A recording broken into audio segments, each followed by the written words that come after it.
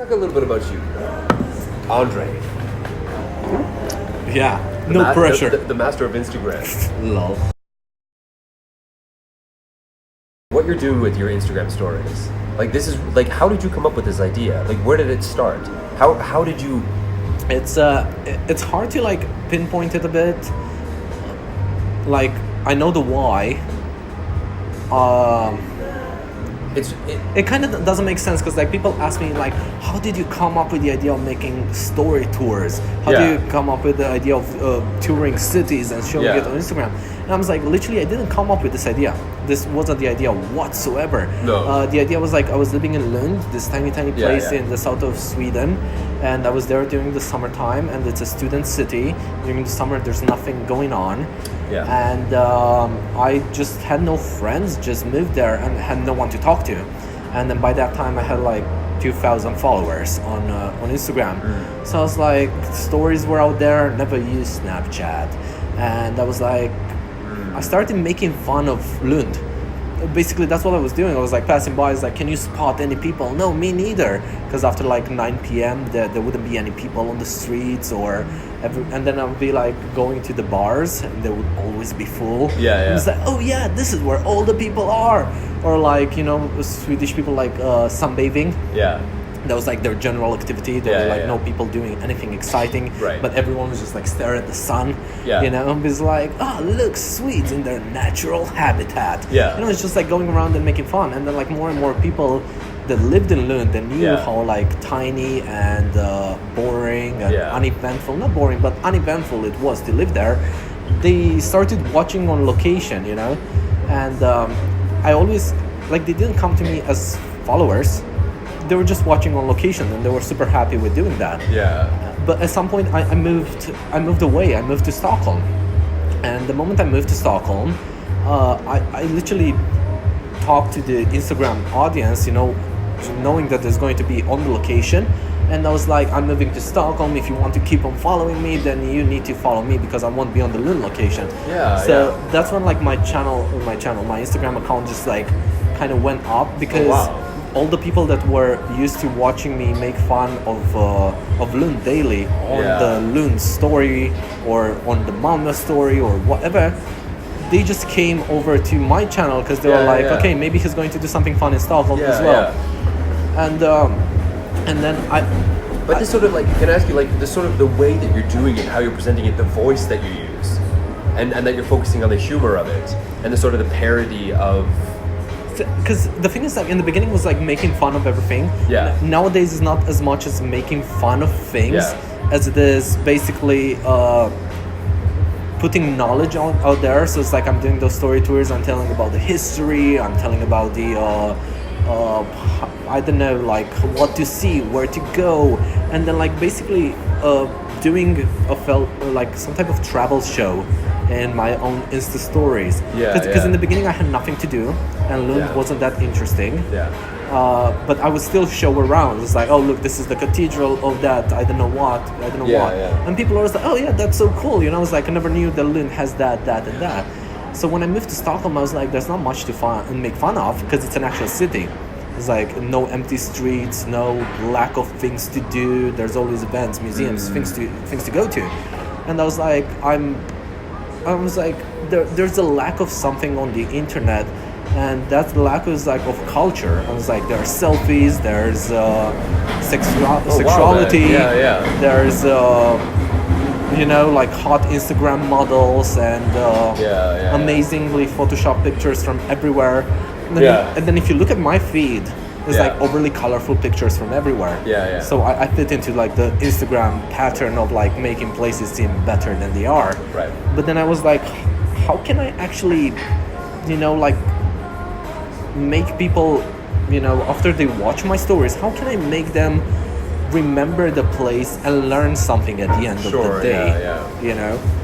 And I started by doing recommending my cafes, like my favorite cafes that I would go to, working from my laptop and being a student as well. I spend a lot of time in cafes. So I was like, I went outside one day and I was like, I'm going to show the top 5 cafes that I always go to. Right. So I showed that, and then I was like, I like to take pictures. So it's like, those are the top 3 places to take pictures from above in It's Stockholm. such a good idea. Do like top lists. Yeah, exactly. So I just started like doing top lists, like this is that, and then I was already used to actually talking, you know. It took me a long time until I could do it in selfie mode and actually like, you know, because I was so shy of the camera. I couldn't just like vlog. And then it took a while because like people were starting to ask, you know, it's like, who are you? You know, like, how do you look like? There's no pictures of me on the Instagram profile. The Instagram icon is an airplane under which it says Abubu's World and everything. So there's no reference to me. And then I started doing like a story. It's like, hi, this is me. And then people actually were like, okay, we like it when you talk to the camera and you kind of explain and everything. And then I like to travel a lot. And I was like, how can I combine traveling with this, you know? Because I obviously don't have top cafes in a new city or a top thing.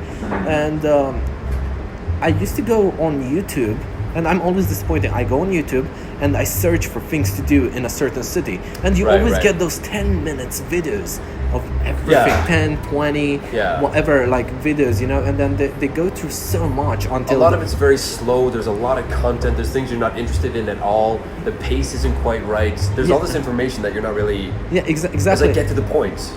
Yeah, exactly. Like you want to see the city, but the person tends to like explain or make it personal or whatever. So I was like, let's take the personal out of it. It's true. They do make it all about themselves. Oh, I think this. I think that this is. Yeah, exactly. So instead of like, I have the story tours when I'm like just walking around and showing things that I find interesting. I'm obsessed with colorful buildings, so I'll be like overly excited. Like, oh my God, look, colorful building over there, you know that. But I was like, taking the personal out of there, and then on Instagram you have 15 seconds to talk about anything on a story, and those 15 seconds are actually 14 because the first second doesn't record audio. So I was like, what if I show one thing at a time, like I did with the cafes? So I was like starting slowly and being like, oh yeah, this is the building of the parliament constructed I don't know when, and this is the type of parliament they have, or like historical facts, and people were like, oh my God, this is cool. So then I was like, well, whenever I go to a city, I go to the tourist info point either way, and then they give me this map. I map out like where I'm gonna go and what I'm going to see. So I was like, what if I take those objectives, I cut out the whole walking in between, the, you know, all the fill, just all this stuff, like the B-roll. It's not even B-roll. It's the things that kind of no one cares about. It's like not many people care about your bus ride from point A to point B. You can just tell them like, and sometimes I do that if I want to be exact in places that I really know, like Stockholm. I'll be like 5 minutes of walking from that way, or like taking metro number 3 from here to here. That was a big mistake that I did in the beginning of YouTube. Like my first travel vlog was like I was going to Amsterdam, and the first, like, the video was like 10 minutes. The first half of that is like me in my apartment, leaving my apartment, going to the airport, on the plane, flying in the plane, getting to the other airport, taking the train in, and then finally getting to my hotel. But I think this is cool as long as you can comprise it in a few seconds. Oh, exactly. You know, exactly. It's like, because in the beginning I used to spend a lot more time making it cinematic, you know, and like filming it in advance and then editing down, so I have kind of an intro to what I'm doing. And then that kind of disappeared at some point when I figured out that people don't really care about how you got there as much. So instead, I'm giving like info. Like, this is how much a ticket costs, this is where you buy the ticket, this is how you get from the airport to the city, this is how useful information. How much a meal costs or whatever, not necessarily where I'm eating. I really like that idea. Yeah, exactly. You just give them, the people, like the information so they have an idea. Oh wow, yeah. So that's really smart. I really like that. So when I went to Brussels, I was like, there's only one way to get into Brussels, the city, by bus from whatever airport you're going. And it was so hard to find the ticket machine. So I was like, that's interesting. I'll show the ticket machine. I'll say that a ticket costs €7, and then it's for 24 hours. So that was like one Instagram story. Like the ticket machine is located on the other side from where you take the bus, because I spent like half an hour searching for it. And I know that a lot of vloggers and a lot of people on Instagram, for example, they would make like 10 stories being like, I'm lost. I'm lost. I was like, I can't find it. I asked that person or whoever, and I was like, let's just cut that. I was like, I've been walking for half an hour, but I finally found it. It's right over here in the back. You walk through this corridor, you press this for 24 hours, it costs this. And I was like, in 15 seconds you already said what happened, that you got lost, and the useful info, how much is a ticket. Very interesting, man. Like, you're giving so much content, so much information. Yeah, exactly. In a very, very limited amount of time. Because you only have 15 seconds on a story, so you are limited. That's very smart. He's very clever. It's very smart. It's not about the smart. It's like, I was thinking, like, what do I like to see when I'm looking at something?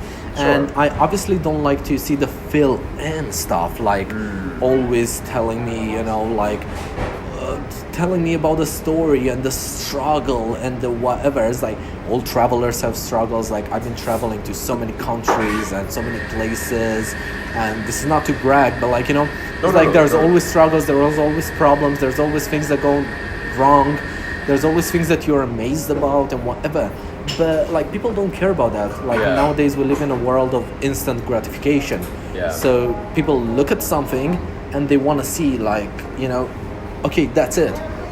Like the way, and this idea kind of came from I've been watching like Fun for Louis, like the travel blogger for forever. And I've always wanted to have a YouTube channel, and I had for a little while, like a YouTube channel. But then I figured out, in a way, it's like, I'm like, there's so much about his life that I kind of really don't care. I agree. I've always felt like I like him as a person. I like his videos, but I've always felt they're just too long. Yeah, exactly. It gets to like that 15 minutes. Nowadays they're so long. And they're just like so much fill up stuff. And I'm watching it. I'm so like, I get this. Can we move on to the next thing? Like, I don't need to see more of this. I'd like to see more of something else now. And then I stumbled upon Casey Neistat. And then it was amazing, because he didn't care about the 10-minute mark when you get paid more. He didn't even care about the money. So what he would do is like quick B-roll, like time lapse, whatever, and then getting into whatever. And then I don't know if you've seen, but like, whenever there's something that you understand where the sentence is going, he stops. He cuts it. He stops talking. He'll keep talking in the video while he's recording it, but he'll in editing, he'll just edit it. He'll cut it, because like, you understand it. Yeah, exactly. It's like, you already know this is about to tell the story about what he already did. So I was like, it's done. Let's move on. Yeah, exactly. Next. So I'm just like, how can we do that? How can you just like, because that's how his videos are always on an upbeat. There's always like stuff happening. It's like, and then storytelling and everything, but like useful stuff and entertaining stuff. So I was like, you can make it even more instant through Insta stories. I was like, cutting into, and nowadays it's like 15 to 20 Insta stories, which makes for 4 minutes around of like content. And then in 4 minutes of content, you can tell so much.